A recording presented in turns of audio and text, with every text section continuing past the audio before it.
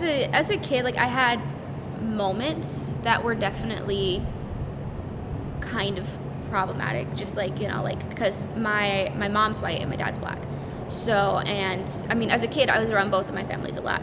So, and though my parents obviously never treated me weirdly or anything like that, there's times where my grandparents or like other parts of my family definitely were, they said like little things that definitely were always like fun. Like, last week, and they were like making jokes about like I don't know, white people or something like that. Like they were just joking around, and she was just like, "Oh, I'm sorry, your mom is white," and I was just like, "Why does that matter? Like it shouldn't insult me because my mom's white."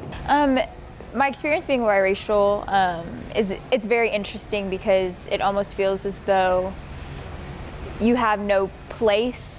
Because I'm half white and half Filipino, and so it was like the white people didn't accept me for who I was fully, and then the Filipinos were like, yeah, you're not completely like Filipino, and so it's this very interesting and kind of confusing dynamic being biracial in America, and it's something that not a lot of people can understand because a lot of people aren't biracial, but it's nice to know that there are other people out there who are biracial that do understand you.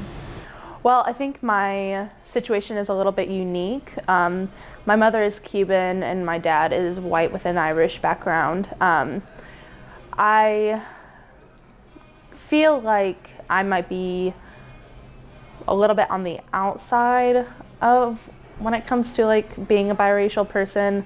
I'm white passing. I experience a lot of white privilege, but I do experience some struggles with identity.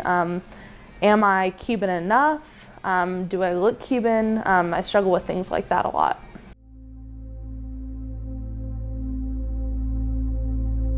I mean, I feel like I hang around with a mixed group of friends because I have like the friends that I hang out right now, like I don't think I have any white friends. I think it's black and Hispanic right now.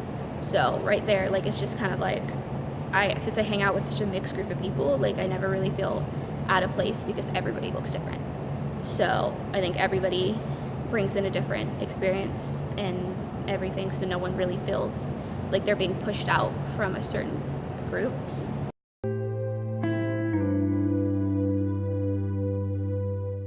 Like friends and stuff like that, like they think they can make jokes and they think that since, like you're biracial, it's okay, but it's not okay. I go to a very diverse high school where diversity was celebrated, but people would make comments like, oh, but you're not like completely white, and so I feel like college, a lot of people just don't really care about who you are and what your race is. They just care about you as a person. So yeah.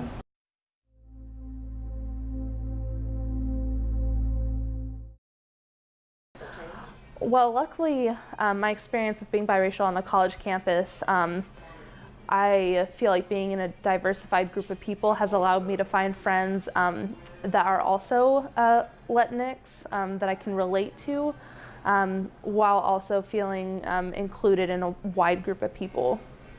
Yeah. Well, I'm not a part of any ethnic group or like ethnic club on campus, but I am a part of the Eagle Ambassadors, so we give tours every day, and so I get to meet people who are just like me, which makes me feel like I have a place here.